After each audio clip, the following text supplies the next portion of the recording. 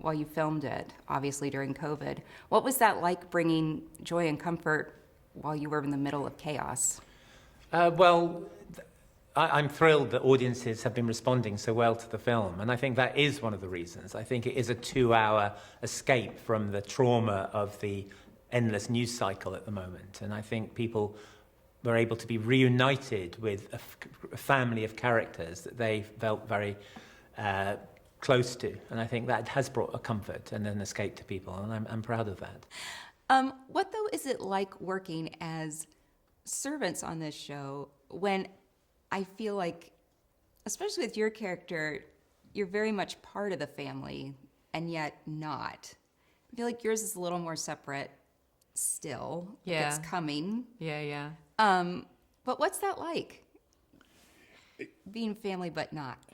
Well, I'll start. Yeah, you with do that. if I Yeah, may. sorry, that's just when it's because, pairs. just because I sort of started earlier. Really, we had a very good historical advisor who gave us very good advice right at the beginning. He said, your job has status, and it's a job that gives you respect and something you're proud of, and you're an essential part of the machinery of the house. The house, your job is to make the house run perfectly. So you don't need to bow and scrape, and if you meet Lord Grantham in the corridors, you don't have to back against the wall and bow to him, because he knows you're going about your business. In a way, you're invisible, but you're making life perfect for them. So be proud of that, and we were proud of our position, really. The butler, obviously, kind of runs the bulk of the house, but as the lady's maid, that you would have status and a relationship with Cora, wouldn't you? There was not exactly a friendship, but it's a close relationship. Yeah, I think it, depending on when you start with one another, it can develop into quite a friendship.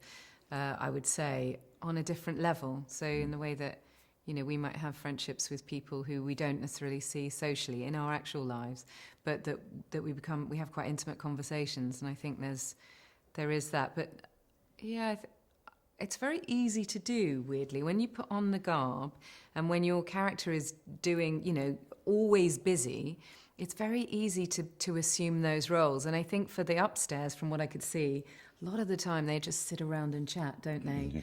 And, and change their clothes. Yeah, or even change their own clothes, Yeah, So can't even feed themselves. I think it's amazing how easy they found it. Yeah. Whereas we're always rushing and doing all our business over food and then having to go as soon as the bell rings. So, yeah, it's remarkably easy to... But picking up on that in the second film, when Raquel is proposed to and it comes into the dining room, is that right? Was that the first time you had been in that dining room? Yeah. It's the first time in the 3 series you did and the 2 films that you'd actually physically been in that dining room. Because that wasn't part of your world, was it? Yeah. What was it like being separated from your on-camera partners?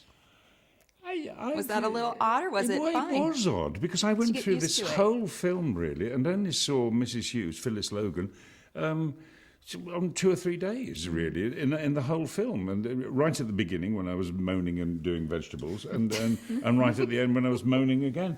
Doing Shakespeare. Doing Shakespeare. So it was strange. We we made 2 separate films, and it just came together beginning and end, didn't we?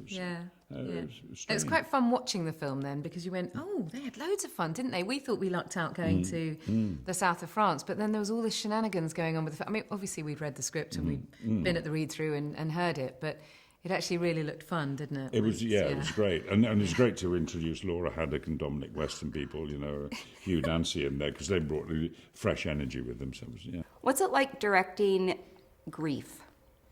I think. You're referring to the final scene. And the illness. Was a very moving experience, honestly, because the cast was saying it was going to be the last time of working with one of the great actresses in history. Yes. The characters were saying goodbye to the matriarch of their family, and around the room, all the actors who become friends. Were very aware of which actors had lost a partner or a parent in the time they'd all been working together. So there was incredible power in that room, and it was incredibly moving. Yeah, I think it was touching to me. I had just lost my stepdad last Yeah. month, Oh, and I'm sorry.